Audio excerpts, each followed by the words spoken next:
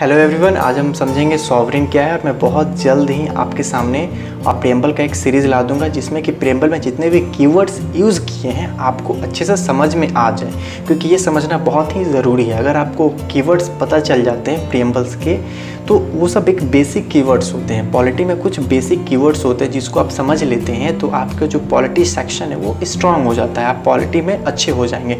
तो सबसे पहले हम सॉवरेन का हिंदी मीनिंग समझेंगे। हिंदी मीनिंग क्या है, देखिए, संप्रभुता, स्वतंत्र, इंडिपेंडेंट, ऑटोनॉमस। आप बेसिकली याद रखिएगा सॉवरेन का मतलब यानी अर्थ क्या होता है, स्वतंत्र होता है, इंडिपेंडेंट, ऑटोनॉमस। आपको इससे कुछ क्लियर हुआ होगा। फिर हम आगे बढ़ते हैं। देखिए, सॉवरेन स्टेट और country is independent and not under the authority of any other country. देखिए, स्टेट्स जो क्या होते हैं, स्टेट मैं बता रहा हूँ इन पॉलिटी मैक्सिमम टाइम एक कंट्री को रेफर करते हैं, याद रखिएगा। लेकिन ऐसी बात नहीं, इन दोनों में डिफरेंसेस होती हैं। मैं आपको फिर कभी एक सेपरेट लेक्चर बताऊंगा कि इन दोनों में क्या डिफरेंसेस होते हैं। आप याद रखिएगा, स्टेट एक क्या करता है, कंट्री को रेफर्स करता है इन पॉलिटी। आप इसे समझ सकते हैं। फॉर एग्जांपल यूएसए क्या है आपका, यूनाइटेड स्टेट्स। उसका अगर पूरा नाम आप करिएगा नाम उसका, तो क्या आता है, यूनाइटेड स्टेट्स। तो स्टेट्स क्या आते हैं, बहुत सारे स्टेट्स से ना यूएसए बना हुआ है, एक तरह से एक कंट्री फॉर्म हो गया है।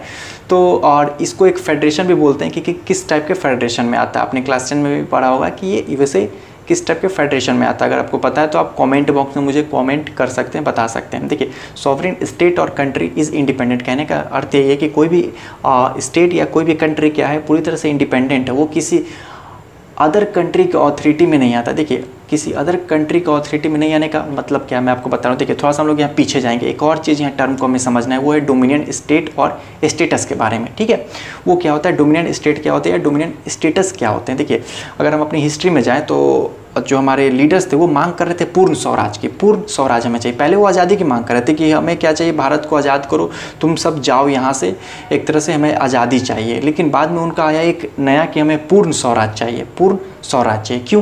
क्योंकि जो अंग्रेज़ थे वो जाने के लिए तैयार थे। कहे कि ठीक है हम जाते हैं, लेकिन हम क्या करते हैं, आप अपने एडमिनिस्ट्रेशन संभालो। आप चाहते हो कि हम अपना एडमिनिस्ट्रेशन खुद संभालें तो आप संभालिए, कोई दिक्कत नहीं है। लेकिन आप डोमिनियन स्टेटस का दर्जा ले लीजिए आपका। तो जो हमारे लीडर्स थे वो तैयार नहीं हुए, क्योंकि वो जानते थे कि डोमिनियन स्टेट्स में क्या होते हैं कि मैं सॉवरेन नहीं रह पाऊंगा, मैं पूरी तरह से आज़ाद नहीं। एक तरह से आज़ादी मिलेगी इंडिया को, लेकिन पूरी तरह से नहीं मिलेगी। मैं फिर अंडर रहूँगा किसके, ब्रिटेन के। तो बात क्या रही कि आप यहाँ रहो या वहाँ रहो, आपने कुछ लिमिटेशन कर दिया। डोमिनियन स्टेट्स में क्या हो जाता है कि जो आपके एक्सटर्नल मैटर होते हैं या कुछ और दो पॉइंट होते हैं एक्सटर्नल, इसके लिए मैं आपको सेपरेट लेक्चर तैयार करूंगा डोमिनियन स्टेट क्या होते हैं। लेकिन इतना याद रखिए कि जो डोमिनियन स्टेट होते हैं या स्टेटस का दर्जा होता है, उसमें क्या होता है कि जो एक्सटर्नल डिसीजन होते हैं वो आपके वो कंट्री लेगा, वो अदर कंट्री लेगा, अदर कंट्री आपके एक्सटर्नल डिसीजन लेगा। तो उस टाइम के जो हमारे लीडर थे वो तैयार नहीं हुए पूरी तरह से कि हमें नहीं चाहिए भाई, तुम्हारी आज़ादी तुम्ही को मुबारक, हमें तो पूर्ण स्वराज चाहिए, हमें पूरी आज़ादी चाहिए। तो उस टाइम उन्होंने फिर अपना नारा चेंज कर दिया, आज़ादी नहीं, हमें पूर्ण स्वराज चाहिए। तो वहाँ से उन्होंने अपना नारा चेंज किया। तो क्योंकि उन्हें सॉवरेन चाहिए था ना, सॉवरेन, पूरी तरह से आज़ादी चाहिए था। तो आई होप आपको ये पॉइंट क्लियर हो। देखिए, दूसरा पॉइंट क्या है, people have supreme right to make decision on internal as well as external matter.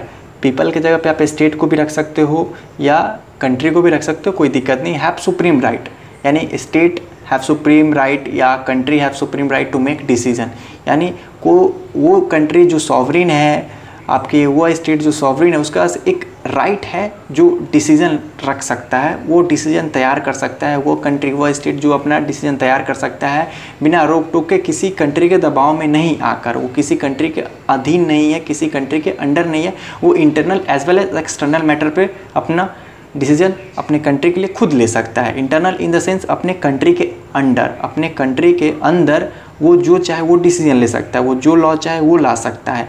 External matter है आपके बाहरी रूप से, यानी जो भी ग्लोबल लेवल पे है, आपके वर्ल्ड लेवल पे है, वो कुछ मुद्दा रखना चाहता है, कुछ बातें रखना चाहता है वो कंट्री, तो वो रख सकता है, क्योंकि वो क्या है, सॉवरेन है पूरी तरह से। वो अपना सोच, अपने विचार को एक वर्ल्ड लेवल पे भी प्रेजेंट कर सकता है। तो ये था पूरी तरह से सॉवरेन। आई होप आपको क्लियर हुआ होगा। नेक्स्ट लेक्चर में मिलेंगे हम नेक्स्ट कीवर्ड के साथ। आप बने रहिए और मेरे चैनल के साथ, और अगर आपने सब्सक्राइब नहीं किया तो प्लीज़ सब्सक्राइब इट, बहुत ही इनिशियल टाइम चल रहा है। And thank you.